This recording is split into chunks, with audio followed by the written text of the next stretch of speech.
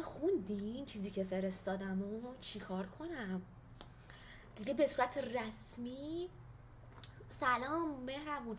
دیگه به صورت رسمی همسایمون ازمون شکایت کرده، به صورت کاملا رسمی.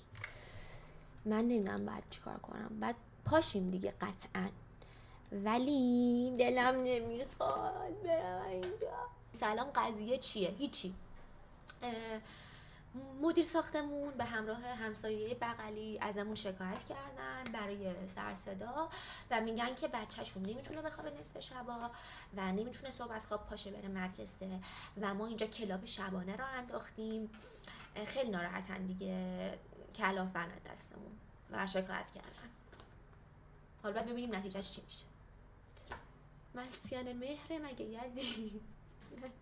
سلام ارشد خانم. سلام. فردا به پلیس میاد وسط استریم میبرتت. وای فکر کن همین مونده فقط چه کانتنتی بشه. ولی مشکل سازنده این ساختمانه. بعد آخه واقعا تقصیر من نیست. آفرین، مشکل سازنده ساختمونه. به من چه ربطی داره؟ من بدبخت دارم. خب منم شغلمه دیگه، چی کار کنم آقا؟ نمیتونم کارمو بزنم کنار که. باید یه ذره سعی کنن که درک بکنن ما را. یه ذره باید سعی کنن که درک بکنن این مسئله رو که خب منم شغلمه، کاری از دستم برنمیاد. من که نمیخوام آدم مردم آزاری باشم. من قصدم اذیت کردن کسی نیستش واقعا، یعنی از قصد نیستش. ولی خب چاره چیه؟ شکایتتو پس بگیر. شمتون چه؟ آره خلاصه من به خدا خودم اصلا آدم مردم آزاری نیستم، از قصد نیست واقعا. اتاقو با خاله عوض کن. نمیشه، کار سختیه. من خودم گروهو خوندم، خیلی ناراحت شدم که این بنده خدا هم اینجوری. آره ولی چی کار کنم دیگه. یه بارم عذرخواهی کردم ازشون، ولی مثل این که بنده خدا خیلی اذیتن سر این موضوع. حالا من سعی میکنم بیشتر رعایت کنم. شنیده که شنیده باشه. حوصله شکایت ندارم چند. حوصله دادگاه و این داستانا رو ندارم. به اندازه کافی خودم بدبختی دارم. ترجیح میدم عذرخواهی کنم، بگم ببخشید من اشتباه کردم دیگه تکرار نمیشه. الان لایک میکنه. چطوری مهشاد؟ فدات شم. تو چطوری؟ نخندین، شاید قضیه جدیه. به جون مادرم میخواد شکایت بکنه. به قرآن راست میگم، واقعا میخواد شکایت بکنه ازمون. یعنی شاید هم کرده، احتمال زیاد کرده. چیکار کنم؟ با گل و شیرینی فردا برم دم خونه‌شون یه دور دیگه عذرخواهی بکنم؟ اسطوره رعایت. چه کاری از دستم برمیاد؟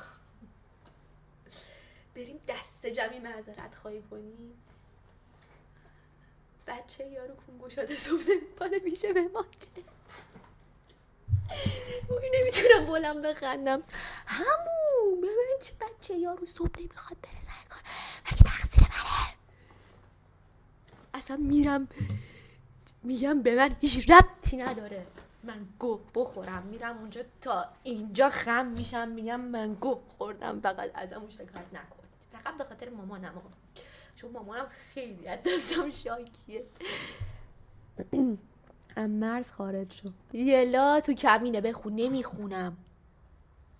بخون. چالش جزء سی چند تا؟ جزء سی چند تا؟ جزء سی که نه، قرآن میخونم براتون. در حدی 2 تومن.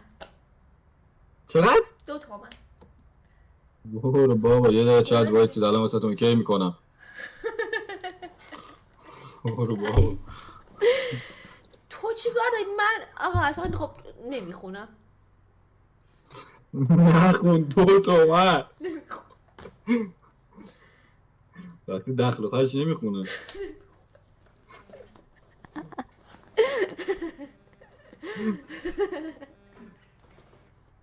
بیزنس قرآنه.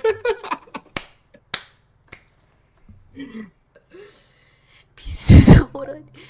بابا بیایید چت خودم واسهتون اوکی کردم. چه خبره؟ میشه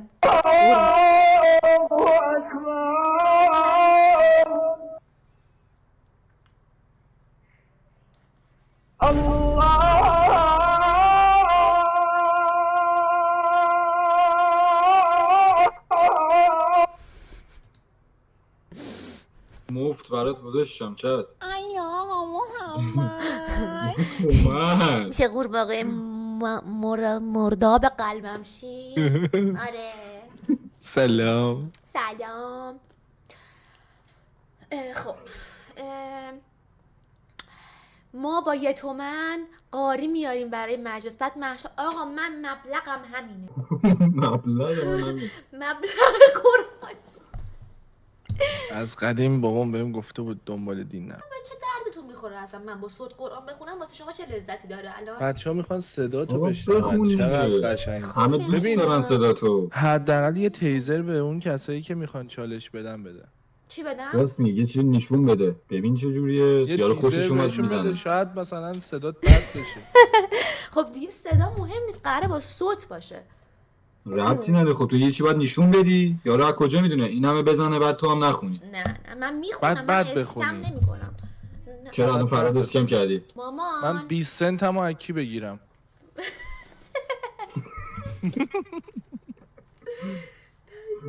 مامان زد ببین من با صوت استاد پرهیزکار خوبه براتون بخونم یا عبدالباسط.